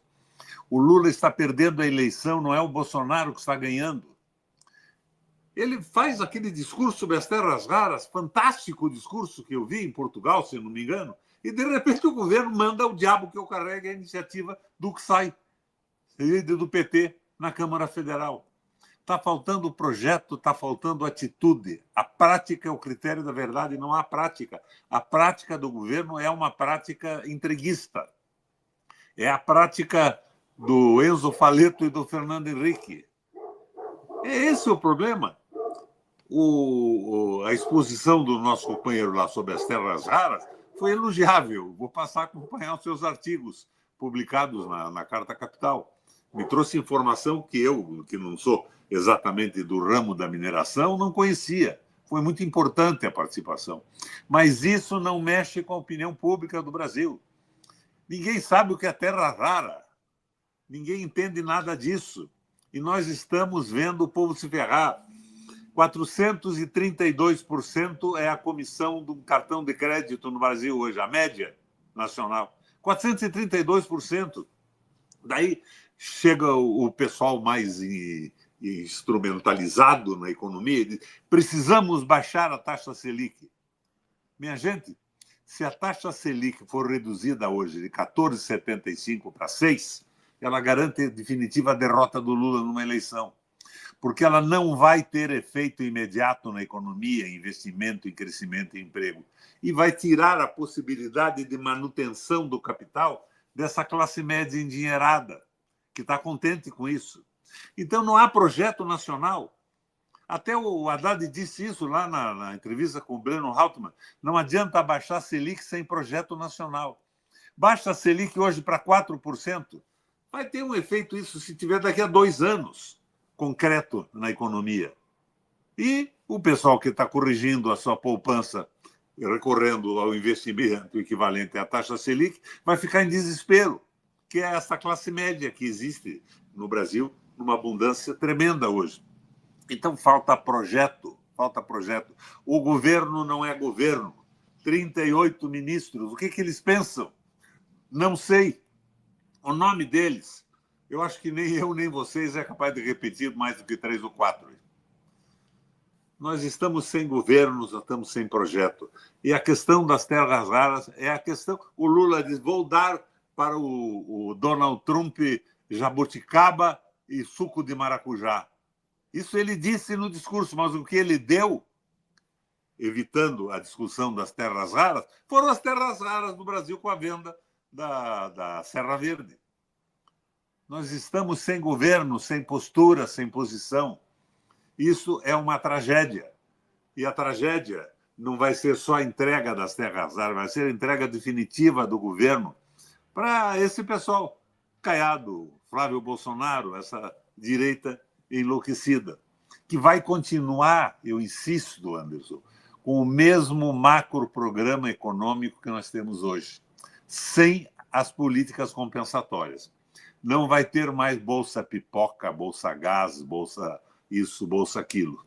A sensibilidade social, que deu origem no mundo à social-democracia, vai desaparecer. Vai ser só o intriguismo macroeconômico sem a sensibilidade pessoal do Lula que existe. Passou fome, viveu do salário mínimo e foi instrumentalizado com a sua participação na Alemanha, no conhecimento com a social-democracia alemã. É a visão dele. Então, eu acho fundamental a gente debater. Eu aprendi para burro com os 2 companheiros aqui sobre informações sobre terras raras que eu não tinha. Mas nós não vamos mobilizar ninguém. Ninguém vai se mobilizar por terra rara. Tem que ter uma mobilização que haja na vida comum das pessoas. Por isso eu insisto, a grande mobilização hoje seria a proposta pelo Siqueira e pelo pessoal da EPET, dos engenheiros da Petrobras. Tomar de volta a Petrobras, baixar o preço do combustível, viabilizar desta forma o crescimento econômico imediato do Brasil, baixando o preço de transporte e o preço de tudo. Mas isso é impossível com o governo que nós temos. Cada ação do governo, cada ação desta Assembleia, é o que disse o Haddad, a Assembleia do governo desconsiderou a hipótese de eu apresentar um plano de desenvolvimento. Porra, se o Haddad, que é um liberal, não consegue apresentar um plano de desenvolvimento, quem vai apresentar para o Lula aceitar? E o Lula vai fazer o quê? Vai dizer agora que vai dar temperado suco de maracujá com terra rara para o Trump? Não tem cabimento isso, falta direção. E sem direção e sem projeto não tem mobilização. Vocês demonstraram com clareza a capacidade do Brasil de enfrentar esse problema, inclusive de investir na transformação das terras raras em produtos mais objetivos. Mas não há intenção disso de forma nenhuma. Nós estamos sem projeto de governo. E, para ser mais radical, com o perdão de vocês, nós estamos sem governo. É o liberalismo econômico e os interesses de grupos que compõem o governo do Lula mandando nesse processo. E isso é terrível. Causa desesperança, tristeza. O que a gente pode fazer? Vamos mobilizar o Brasil por terra rara? Não, não vamos, não. Ninguém sabe o que é isso, minha gente. Rigorosamente ninguém sabe. Surgem algumas esperanças. Outro dia vi um líder empresarial brasileiro, que foi um sucesso, hoje é fracassado, dizendo, por exemplo, que o lítio está perdendo a importância, porque a bateria de lítio está sendo substituída pela bateria de sódio por um preço que é 10% do valor da bateria de lítio. Isso tudo pode mudar, a evolução tecnológica muda. É a quinta unidade dialética, constante mutação dos fatores, que pode alterar esse processo. Mas nós estamos sem instrumentos de mobilização e sem proposta de Brasil. É por aí. Requião, agradeço a tua intervenção. Antes de eu seguir aqui no nosso debate, quero pedir desculpas aos nossos espectadores, para quem está acompanhando, até para os nossos convidados, porque de vez em quando vocês veem que tem um entrevistado falando e a câmera volta para o meu rosto ali no centro da tela. Isso é um bug da plataforma que a gente utiliza, o StreamYard, que de vez em quando aparece. Eu clico aqui em alguma função da plataforma e a câmera muda automaticamente sem a nossa intenção. Então, peço desculpas aqui aos nossos espectadores, o aplicativo, a plataforma está bugada hoje, está produzindo esse problema. Vou seguir aqui para passar a palavra e fechar essa rodada com o Diógenes. Por favor, Diógenes. Bom, vou ficar no meu métier aqui, né? Já que tanto o Requião quanto o Carlos Eduardo já têm aprofundado nessa questão do projeto nacional, do projeto político, e eu estou de acordo, em geral, com o Requião, né, que nunca as terras raras não seriam, digamos, o elemento central de qualquer projeto ou de qualquer discurso, né, mas eu sigo reivindicando a sua importância do ponto de vista estratégico na mobilização, inclusive de setores específicos que têm bastante influência numa conjuntura política. Mencionei alguns deles aqui, né. E respondendo especificamente a pergunta do Anderson, né, qual o risco, né, de fato, que a gente corre em não aproveitar esse potencial nessa janela que eu tenho mencionado, nessa janela curta? O que caracteriza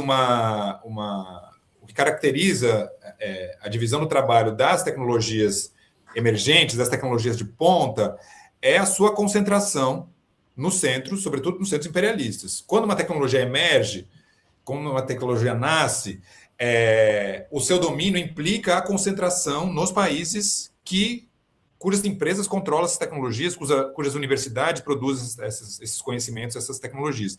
Não existe a questão o debate sobre a transferência de tecnologia, é um debate muito sensível, que sempre implicou uma posição de força daquele país que demanda a transferência de tecnologia. Sem posição de força de um país, como foi o caso da China, a gente pode pensar nisso, né? Depois, como a China ganhou capacidade tecnológica, mesmo abrindo a sua economia, né?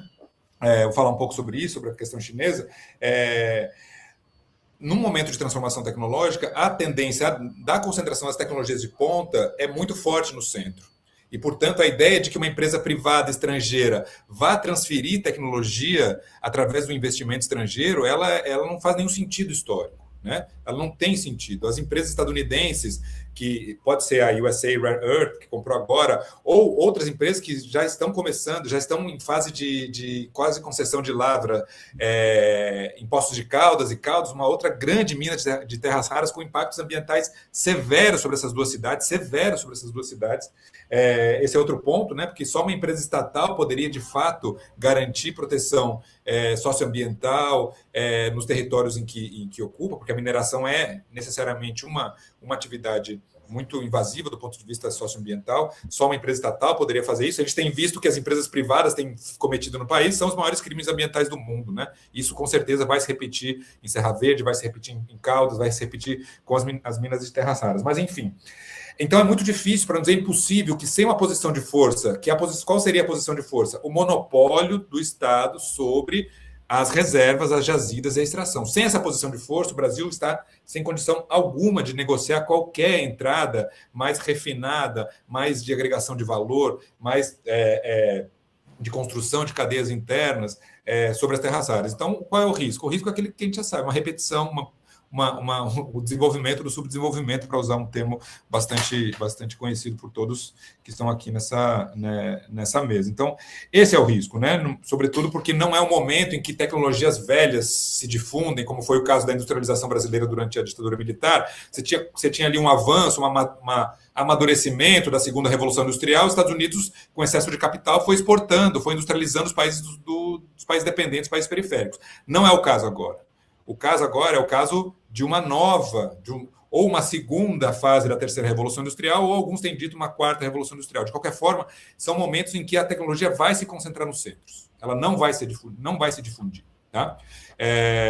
E esse é o drama. Então, é um momento em que a tendência à reprimarização, em que não há nenhuma perspectiva de uma industrialização sequer dependente, como houve no Brasil na década de 50, 60. Não há essa perspectiva. O momento do capitalismo mundial é outro. Não serão transferidas etapas de manufatura de terras raras para o Brasil. Não há nenhuma possibilidade que isso aconteça, de que as empresas estrangeiras façam isso sem uma posição de força do Brasil. O que a China fez? Né? Vamos só para complementar algumas análises. O tema da China vai ser o tema das terras raras na China, vai ser o tema da minha próxima coluna, né?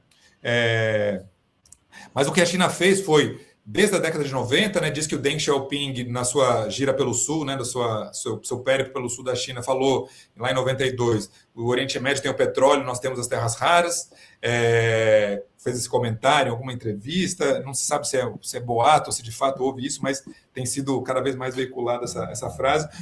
A China começou a tratar disso lá na década de 90, quando o Brasil já era a liderança. O Brasil, de novo, né, o Brasil tinha uma estrutura de pesquisa de produção de terras raras superior à da China na década de 90, mas a China decidiu, naquele momento, criar empresas estatais para centralizar a produção de terras raras. Então, as terras raras na China são extraídas unicamente por empresas estatais.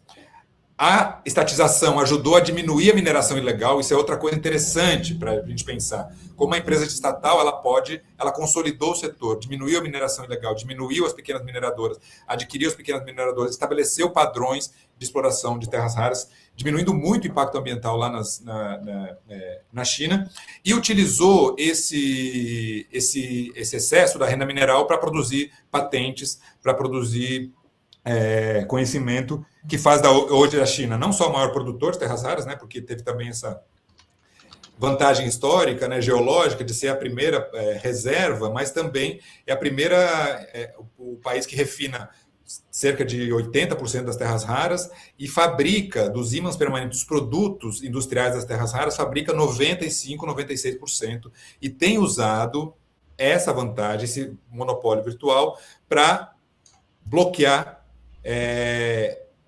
para usar esse monopólio virtual como moeda de troca nas negociações comerciais. A China barrou a exportação de terras raras para os Estados Unidos ano passado. Em 2023, barrou a exportação de máquinas que exploram terras raras para os Estados Unidos. Em grande medida, a parte das negociações comerciais passaram por esse elemento, ou seja, a China conseguindo ter posição de força dentro do contexto de disputa comercial nas terras raras, fundamentalmente, né, nesse caso, dos minerais críticos, para conseguir negociações, para conseguir fazer com que os seus inimigos, digamos aqui os Estados Unidos, dessem um passo atrás. Então, esse fato, isso que eu estou chamando de posição de força, é algo que poderia ser também construído no Brasil, como eu já mencionei na fala passada. Mas o que o governo resolveu fazer, né? O governo não só negou ontem a criação de uma Terrabras, argumentando que a criação de uma Terrabras demoraria muito tempo, portanto, não poderia impedir agora essa questão da aquisição, mas o governo também decidiu não só negar o PL do Czai, que é um PL bem moderado, hein? É um PL de partilha, é um PL de regime de partilha, que não seria necessário, dado o nível de conhecimento que o Brasil tem a respeito das terras raras, deveria ser monopólio nacional, mas mesmo sendo um projeto moderado, como o do Czai, o governo decidiu atuar sobre o projeto da Política Nacional de Minerais Críticos e Estratégicos, que está em regime de urgência na Câmara, é conhecido como PL do IBRAM, e basicamente o que ele faz? Ele pede flexibilização ambiental, ou que eles chamam, né, de agilidade nas concessões de permisso de lavra, ele pede aumento das isenções fiscais, ele coloca lei do bem a serviço do setor mineral, E a gente sabe que a lei do bem, essa lei de inovação, é uma lei que não produziu escalonamento da produção científica e tecnológica do Brasil, pelo contrário. Então, o governo vai negociar sobre essa lei, que é uma lei horrível, uma lei do Zé da Silva, do Cidadania de Minas Gerais, um sujeito ligado à mineração, e o governo decidiu negociar com esse PL, que é um PL terrível. Tem uma coluna minha exatamente sobre esse PL na Carta Capital. Então, o governo optou por comprar o discurso do IBRAM, comprar o projeto do IBRAM, comprar o PL do IBRAM. Então, enfim, a situação é essa. Acho que o risco é esse, né? A gente aprofundar em nível superior aí essa nossa posição dentro da divisão internacional do trabalho. Obrigado, Diógenes, por você fazer aqui a sua intervenção nesse nosso debate. Pessoal, já mandou aqui a sua participação via Superchat ou Super Sticker? Ainda não? Aproveita, essa é a hora. Estamos chegando aqui, estamos encaminhando para a reta final do nosso debate. Daqui a pouquinho eu vou fazer o sorteio desse livro que está na tela, Arapuca Estadunidense, uma lava-jato mundial, publicado pela Cotter Editorial, de autoria do Frédéric Pierucci e do Mathieu Heron, franceses. A gente falou sobre esse livro aqui ontem com o professor Ladislau Dalbor, que escreveu uma resenha a respeito dessa obra. Ele indicou muito, inclusive, a aquisição desse livro por vocês. Ó, mandem aqui suas mensagens, Superchat, Super Sticker, a gente vai sortear um exemplar no final da edição de hoje. Vocês queiram comprar um exemplar desse livro, vocês têm desconto. Vocês que assistem ao Faixa Livre têm desconto. Estão passando aí, ó. Estão vendo que está passando aí na base da tela um letreiro? Nesse letreiro aí você tem uma série de cupons de desconto de todas as editoras que são parceiras nossas aqui no Faixa Livre. Então você pode ir lá no site da Cotter Editorial e adquirir um exemplar desse ou de qualquer outro livro da editora com desconto, digitando o cupom que está passando aí na tela. Daqui a pouquinho vai passar de novo qual é o cupom de desconto da Cotter Editorial. Então, além de você concorrer enviando o Superchat ou o Super Sticker, você pode adquirir a obra com desconto no site da editora, digitando o cupom que está aí, vai passar na base da tela daqui a pouquinho. Então, acompanhe aqui o nosso programa e sempre tenha vantagens conosco no Faixa Livre. Também deixe seu like, seu superchat, deixe seu like, sua inscrição no canal, você que ainda não está inscrito, enfim, se engaje aqui com o nosso programa. Vou trazer aqui mais uma rodada para a nossa discussão. Queria tratar sobre o seguinte: a gente sabe que as terras raras hoje são um dos pontos principais de tensão nessa disputa entre China e Estados Unidos. E nos últimos tempos, o presidente Lula tem apontado para um diálogo próximo, digamos assim, até certo ponto preocupante, com o presidente Donald Trump, principal liderança da extrema-direita e principal liderança imperialista global, sinalizando para a existência, inclusive, de uma suposta sintonia entre os dois, mas que haja críticas recentes do petista ao republicano. Eu queria saber de vocês o seguinte: como é que o Brasil deveria se posicionar nessa disputa entre Estados Unidos e China, considerando, acima de tudo, os interesses nacionais e a defesa do Sul global? A venda da Serra Verde para interesses ligados aos Estados Unidos, não só para uma figura que é secretário de Estado do governo Trump, isso sinaliza um alinhamento geopolítico? Há espaço para uma política externa mais autônoma nesse campo? Carlos Eduardo Martins, por favor. Olha, eu acho que sim, quer dizer, nós estamos num momento que é um momento de inflexão da economia mundial, um momento de quebra do neoliberalismo, inclusive quebra feita pelo próprio governo Trump. Então, nós estamos num contexto onde tem se desenvolvido no mundo as posturas protecionistas, nacionalistas, e é lamentável que o Brasil não se engaje nessa onda.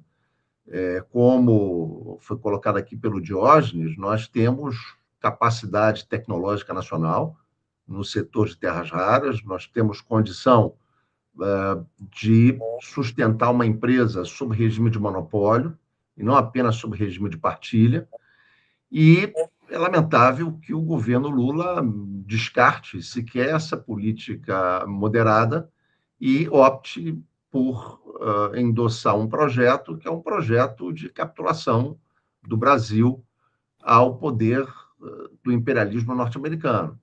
Então, há um espaço estrutural para se fazer essa política, agora não há nenhuma iniciativa do governo Lula nessa direção. Sabemos que toda política nacional popular, num país com história de dependência, é uma política de conflito. Se o governo Lula quer resolver os conflitos com jabuticaba e maracujá, não vai dar. para se fazer essas políticas de acumulação de poder do nosso povo. Sabemos, por exemplo, que a criação da Petrobras foi um momento de grandes conflitos no país. O governo Getúlio Vargas teve que lançar a campanha O Petróleo é Nosso. E o projeto de criação da Petrobras, ele demorou 22 meses para ser aprovado, em função de longos debates que se desenvolveram no Congresso brasileiro.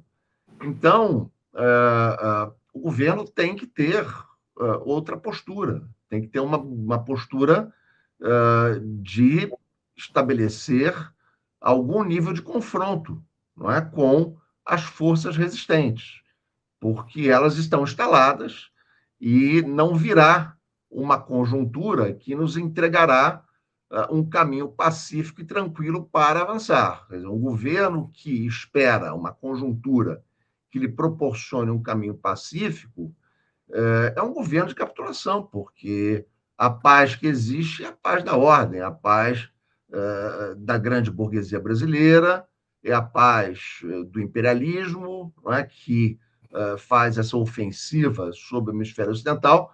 Então, qualquer caminho, né, que seja consequente com as diretrizes da política externa brasileira, né, que reivindicam uma posição altiva e ativa, que eu já acho um nome ruim, não é, porque o nome da política externa deveria ser mais substantivo, né? Política externa soberana, política externa dependente. Ativo e altivo são comportamentos individuais, não designam nenhum tipo de paradigma, né? Mas é um nome ali já criado para, enfim, evitar resistências.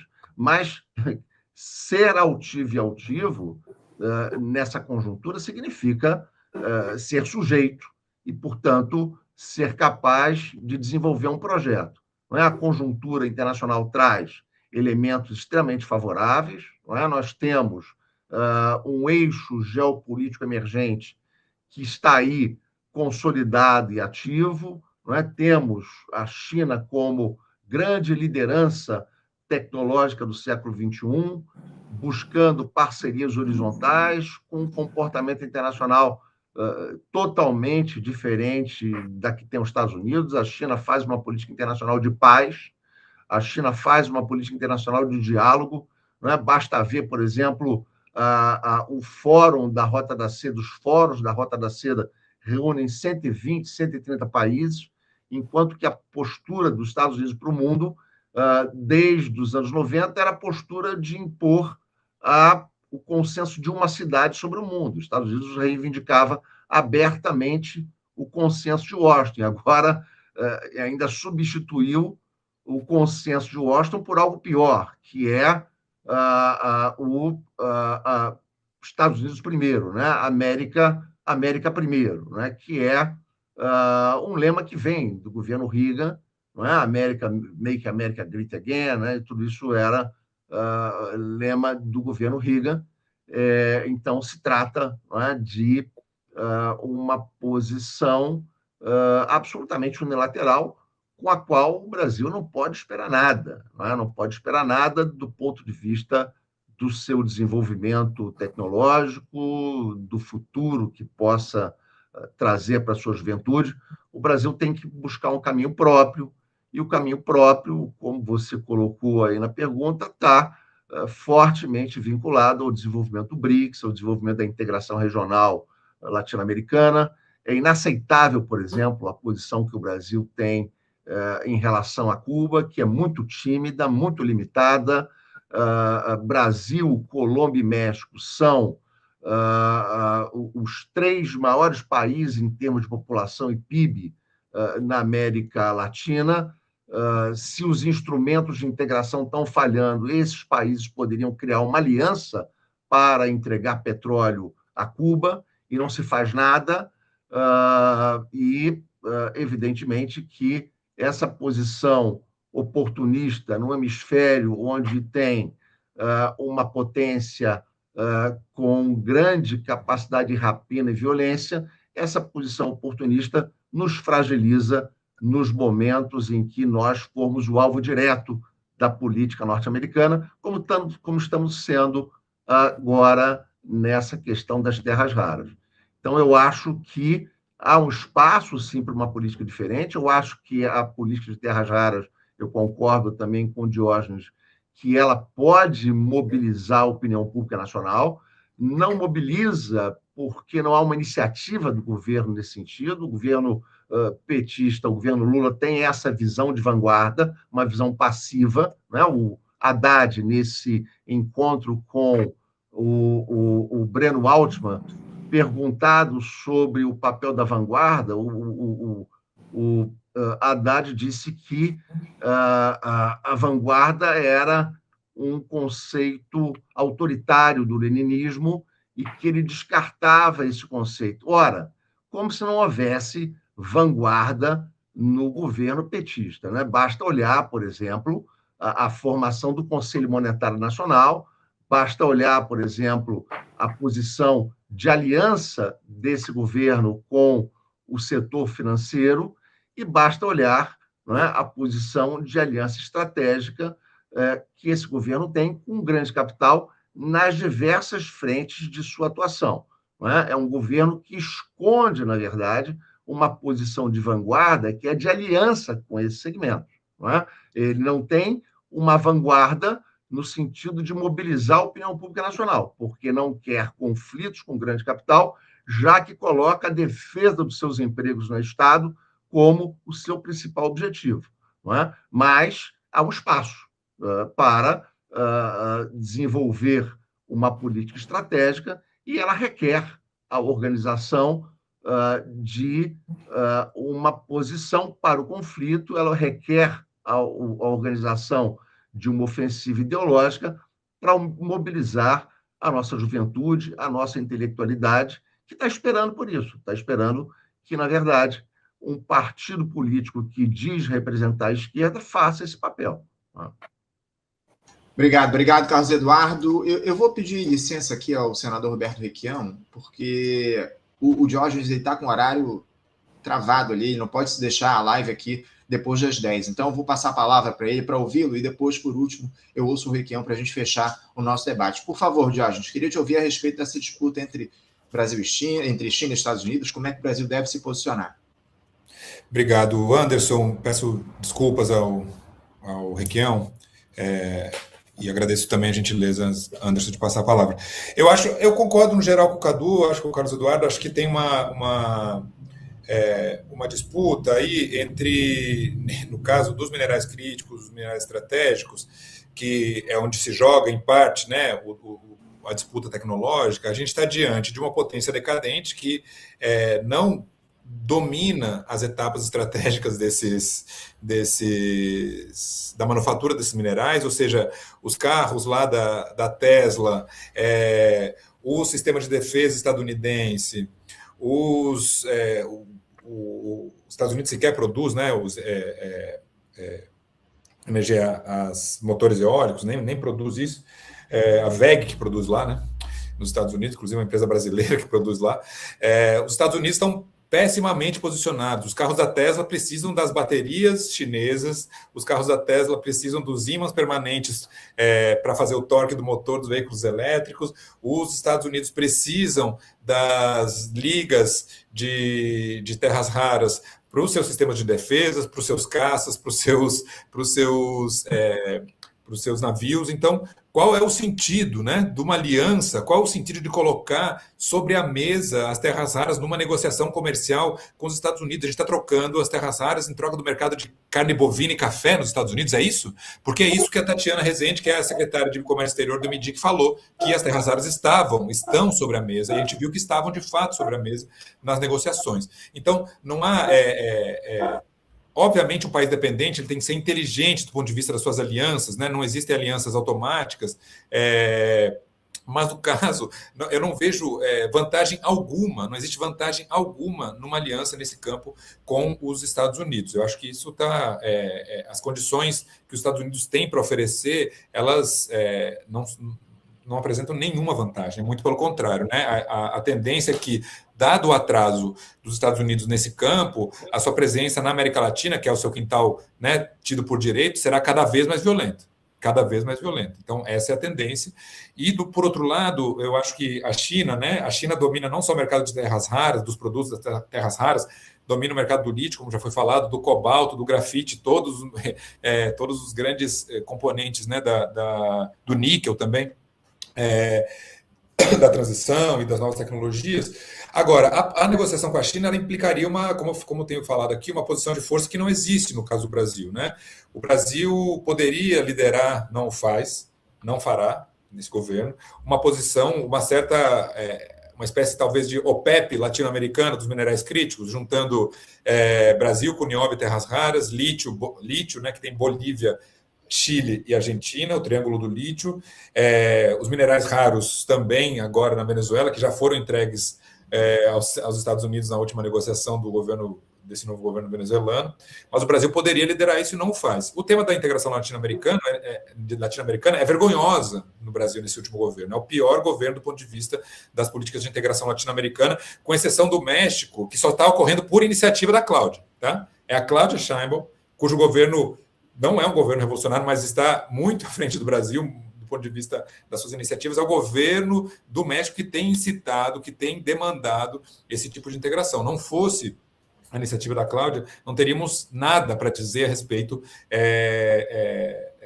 dos processos de integração latino-americana. Então, eu acho que a negociação com a China, que também quer liderança nessa disputa e, portanto, não entregará de mão beijada, não entregará de bandeja as tecnologias, isso eu acho que é importante se dizer, ela implica do lado dos países dependentes, dada essa diferença do ponto de vista da negociação que o Cadu mencionou bem, implica, de qualquer maneira, uma posição de força que o Brasil poderia liderar. O Brasil, digamos assim, seria o líder natural da região para liderar esse processo e não o faz. Então, enfim, e não espero... E uma última coisa, eu acho que também algo que enfim, já não sou jovem, né? Propriamente jovem, mas essa capitulação em relação à Terrabras, ela diz muito, eu acho, sobre o que será o programa da próxima eleição, que o governo vai apresentar, que o PT vai apresentar, né? Então, acho que ela anuncia também aí um programa que não empolgará, não nos empolgará, não empolgará a juventude. Eu imagino que me pareceu um sinal muito nítido, né, do que pode ser essa eleição de 2026, o que abre as portas, concordo aí também, para a extrema-direita. A gente está abrindo as portas para uma vitória da extrema-direita. Não queremos, né? Não faremos, não operaremos a esse favor, muito pelo contrário, operaremos contra isso, contra a eleição da extrema-direita, mas do lado do governo não há nenhum sinal de que algo novo vai acontecer. É isso, acima de tudo um governo que não empolga. Diógenes, já vamos despedir de você. Você tem que sair daqui a pouquinho, você tem um compromisso. Quero agradecer muito a tua presença, a tua participação conosco aqui no nosso debate. Certamente voltaremos a conversar em outras oportunidades, porque esse tema das terras raras vai continuar no debate público. Já há uma movimentação ali no Congresso e também na sociedade para lançar uma campanha em defesa de uma estatal da Terrabras, enfim, em defesa da soberania nacional. Obrigado pela tua presença com a gente aqui. Uma alegria, Diógenes. Obrigado, Requião. Obrigado, Carlos Eduardo. Um prazer, tá? Até. Um abraço. Até a próxima. Conversamos aqui com Diógenes Breda. Diógenes Breda, economista, professor da Universidade Federal de Uberlândia. Enfim, bom papo que a gente bateu com ele aqui nesse nosso debate de hoje. Vou passar a palavra para o senador Roberto Requião também para ouvi-lo a respeito dessa postura, desse posicionamento do Brasil em relação à disputa entre China e Estados Unidos. Requião. Muito boa essa nossa conversa na manhã de hoje. O Diógenes iluminou com a sua lanterna a questão das terras raras do ponto de vista técnico. Mostra que está profundamente entendendo o que está acontecendo. Mas é preciso que a gente não se iluda também com essa história não da independência e da soberania que são necessárias, mas não, nós temos que nos aproximar da China. Países, Anderson, não têm amigos, têm interesses. A China tem 1,5 bilhão de habitantes. O que a China quer do Brasil na prática? A prática é o critério da verdade. O embaixador chinês disse no almoço que eu participei na Embaixada da China em Brasília, junto com a Cátia Abreu, a Cátia que organizou isso, ela era senadora comigo, que eles estavam muito interessados no Nordeste, queriam terra para plantar soja. não tem intenção de transferência de tecnologia. Agora, nós estamos sem governo, sem projeto. Em 1980, do ponto de vista industrial, o Brasil produzia muito mais do que os tigres asiáticos. Quais eram, Carlos? Tailândia, Malásia, Coreia do Sul e China. Em 80, nós produzimos muito mais. Daí entramos na história do consenso de Washington, a paralisação do desenvolvimento industrial. Em 90, a China já passou da gente. E hoje nós somos absolutamente insignificantes perto disso. Mas a gente tem que olhar o que está acontecendo no mundo. Você veja, liberalismo econômico. Me aparece aí o Lula defendendo o liberalismo econômico. Me aparece o Haddad dizendo que ele é marxólogo, que entende da luta de classes disso, mas que, no entanto, apela provavelmente para a quinta unidade dialética, a constante mutação dos fatores, que o caminho agora, nesse momento, é o capitalismo. Não é assim. Nós estamos completamente errados. Soberania, independência. Temos condição de produzir, demonstrada claramente pela intervenção do Carlos, pela intervenção do Diógenes. Está faltando direção, está faltando governo, está faltando partido no Brasil. Qual é o partido que tem uma posição? Eu entrei no PDT, que não havia outra possibilidade para mim, depois que eu abandonei o PMDB, que virou um balcão de negócios, e o PT, que fez uma aliança com o PSD aqui no Paraná para privilegiar a venda da Copel, da Sanepar, a venda do Porto de Paranaguá, essas barbaridades todas que vêm do coletivo do governo. O Carlos falou o governo do PT. Não é, Carlos, do PT o governo. O governo é da Frente da Esperança. O governo não tem nada a ver com a base PT. Tem gente muito boa no PT. Sem dúvida nenhuma tem. Mas o comando está nessa linha do empreguismo, de ser poder, ter acesso às benesses do Estado do ponto de vista individual. Precisamos de um projeto de governo. E essa questão das terras raras é só mais uma. É a linha que já vem lá de trás, a teoria da dependência, do Enzo Faleto, do Fernando Henrique. Fernando Henrique com Alzheimer agora. Será que só agora, Carlos? Ou era Alzheimer que fez ele decidir a entrega do Brasil no seu próprio governo? O fim do monopólio do petróleo não era um produto de um Alzheimer antecipado? Então, falta projeto, falta partido. Nós precisamos disso. Vale a pena o debate, como esse que o Anderson e o Faixa Livre proporcionou agora. O esclarecimento, principalmente técnico, que o Diógenes trouxe, é muito importante. Mas não adianta a gente se perder nos detalhes. Não temos projeto nacional. Não temos governo. O Lula não é presidente da República. O presidente da República falou lá em Portugal sobre as terras raras de uma forma brilhante, mas 3 ou 4 dias depois cedeu à opinião do seu ministério, que não é um ministério progressista, é o Ministério da Frente da Esperança. Esperança de quem? Esperança para quem?